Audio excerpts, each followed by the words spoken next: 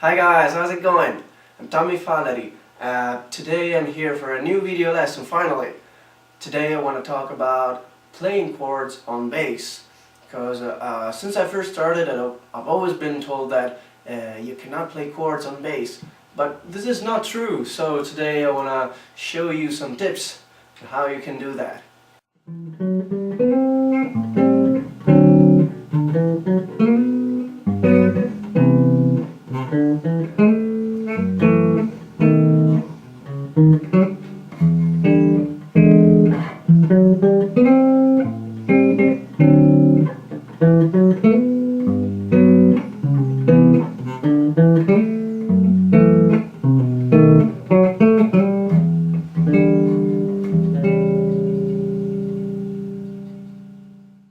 So the first thing, when I first started to play bass and I wanted to play chords, I tried to imitate what the guitar players did. So I tried to play open chords like they do down here, but I realized that it didn't sound very good, all those bass frequencies down here, they tend to mix together and they create a messy, noisy sound, It's hard to understand what's going on down here. So the first thing, I recommend that you move up to a higher register. Let's take into account the second octave of the bass. So let's look at from the 12th fret, okay? So up here in this section, the second thing that I want to talk about is the choice of the notes, because it will be almost impossible for you sometimes to play all the notes from the chord. You have to choose which notes are essential and which notes you can get rid of. So let's take an example like C major 7, and let's see which notes are essential. So the notes are C, the root, here. Well, the root is very important because it's like the identity of the chord. It's like a human's face, The root allows you to recognize a chord. So it might happen that you play chords without the roots, but it is something pretty unusual actually. So I think we'd better keep the root. Yeah. And then we have the major third E. Well, the major third is very important as well because of course it makes a difference between a major chord and a minor chord. So since we're playing a major chord, it's very, very important to play that in order to determine and let the people understand that what we're playing is a major chord. So now we have the fifth. We have a perfect fifth, G. Well, the fifth is very important, and it's also very good, beautiful for our ears, It sounds very relaxing, but in this circumstance, it doesn't really add new information to the chord. It's like, it sounds good, but it's not that important, so we can avoid that. And then finally we have the major seventh, E. This one is also very important because it makes a difference between a major chord and a dominant chord, for example.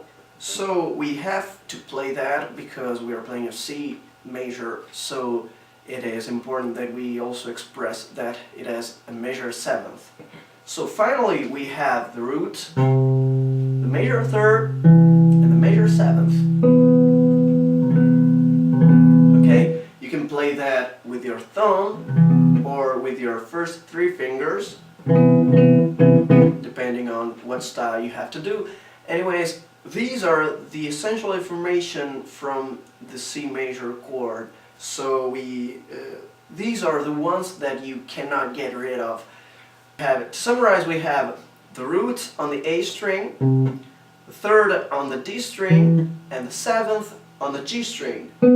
You can use this sort of structure for any kind of chord. If you have to play a dominant chord, for example, or if you have to play a minor chord, you just need to change the notes, but the structure will always be the same.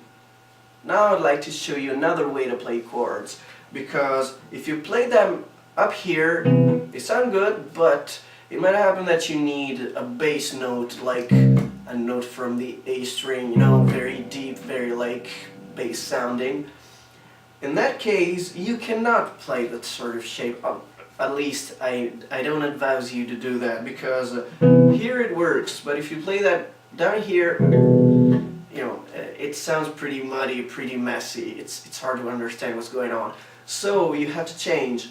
But the change is pretty simple. You just need to move your major third an octave higher. So, well, actually it's not going to be a major third anymore, but it is a major 10th, because it is an octave higher theory. But anyways, it is E as always. So eventually you'll have the roots on the A string, C, major 7th on the D string, and major 3rd, well, major 10th on the G string. You can really understand that I'm playing always the same notes, just changing the order, but it sounds pretty much the same as always. It's the same chord, same notes. As I was saying previously, you can use this sort of shape, this sort of structure for any kind of chord. If you want to play, for example, a dominant chord, just change the 7th into a minor 7th, or if you want to play a minor chord, just play the minor 3rd, you know. And you can combine both structures. For example, if you want to play Autumn Leaves,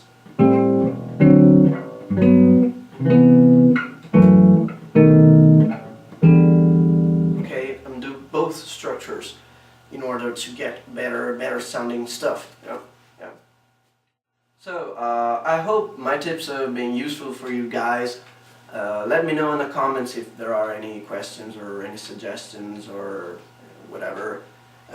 Follow me on Facebook, because now I have a Facebook page. Just leave a like also there if you want to be updated with my music, with my lessons. Well, that's all for today. See you in the next video.